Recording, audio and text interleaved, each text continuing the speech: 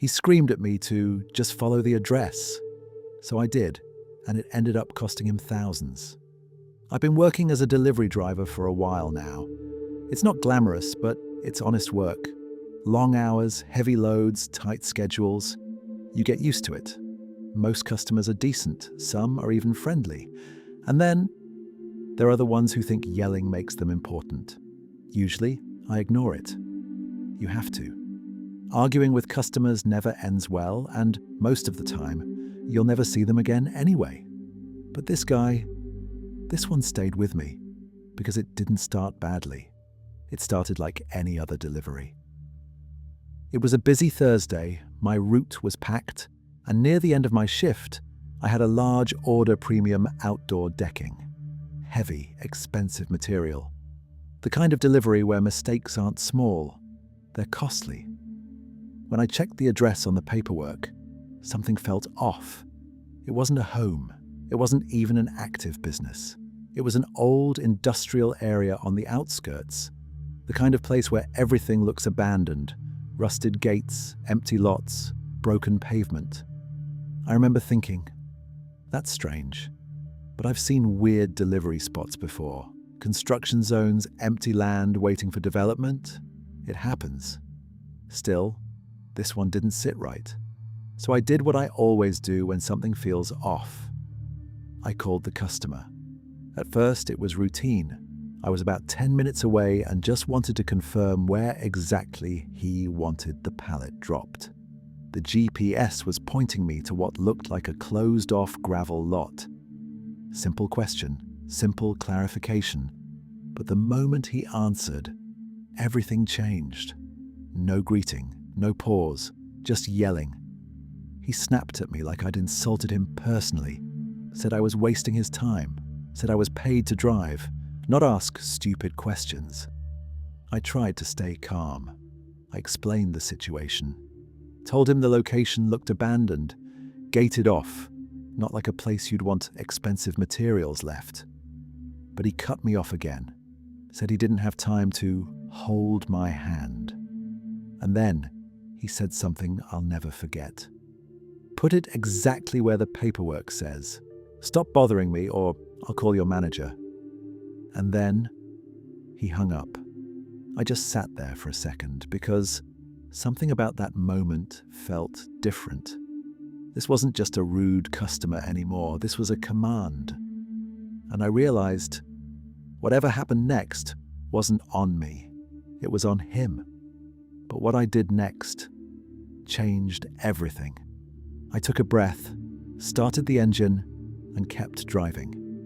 If he wanted it exactly where the paperwork said, that's exactly what he was going to get. No more questions, no more second chances, just instructions. Followed perfectly. And this is where things started to get interesting. A few minutes later, I arrived at the address, and it was even worse than I expected. A rusted metal gate blocked the entrance. Behind it, nothing. Just a wide, empty dirt lot. No buildings, no workers, no signs of life. There was even a faded warning sign hanging off the fence. Private property. Keep out. I checked the paperwork again. Same address, no mistake. For a moment, I hesitated. Part of me wanted to call him back, just once more. Give him another chance to correct it. But then, I remembered his voice, the attitude, the threat. And I stopped. Because this wasn't confusion anymore, this was instruction. So I did exactly what he told me to do. I parked the truck as close to the gate as possible and started unloading. The pallet was heavy, high-quality cedar decking neatly stacked and wrapped. Definitely not cheap. Piece by piece, I lowered it onto the ground just outside the gate. There was no shelter, no protection, just dirt and open air.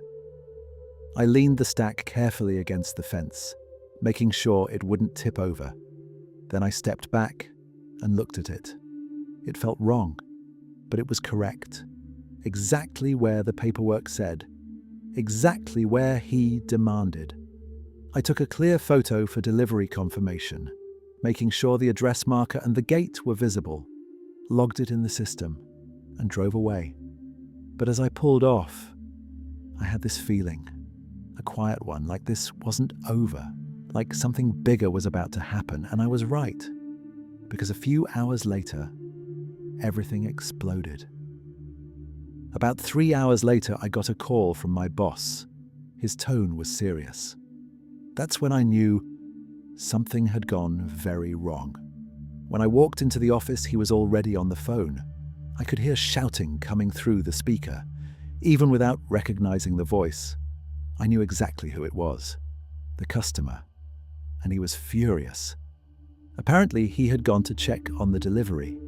And what he found wasn't what he expected. The pallet was there, but not for long. Some of the wood had already been taken.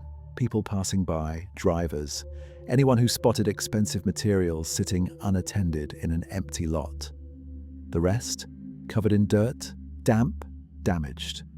Thousands of dollars worth of decking, ruined. And now he wanted someone to blame. He kept saying the same thing. You should have known. Over and over again. You should have known that wasn't the right place. But here's the truth. I did know something was off. That's why I called him. That's why I tried to confirm. But he didn't want help. He wanted obedience. And now, he had it. My boss didn't argue. He didn't need to. He just pulled up the recorded call and pressed play. The room went quiet as the audio filled the space. The customer's voice, clear, angry, telling me to stop asking questions, telling me to put it exactly where the paperwork said. No confusion, no misunderstanding. Just his own words. And then, silence. It was the kind of silence you can feel.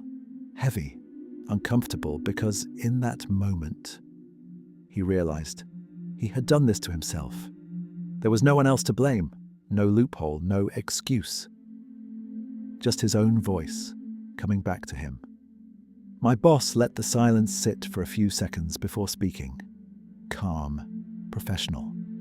He explained that the delivery had been completed exactly as instructed. The address matched the order. The driver followed the customer's direct instructions, and the proof was recorded, which meant one thing. The responsibility was his.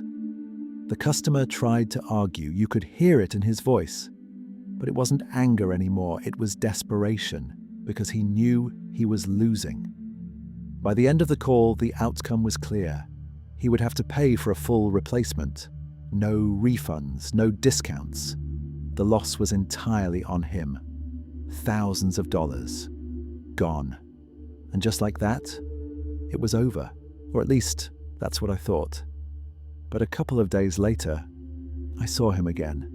And that's when everything really sank in. He came into the warehouse to pick up the replacement order himself. No delivery this time, no risks. I recognized him immediately. Same guy, same face, but completely different energy. No yelling, no arrogance, just quiet. He avoided eye contact, signed the paperwork quickly, loaded the materials carefully like every piece mattered. Because now, it did. And as I watched him leave, something settled inside me. Not anger, not even satisfaction in the usual sense.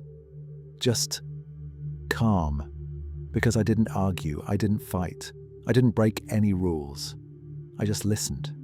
I followed his instructions exactly, and let his own words take care of the rest. That's what made it so powerful.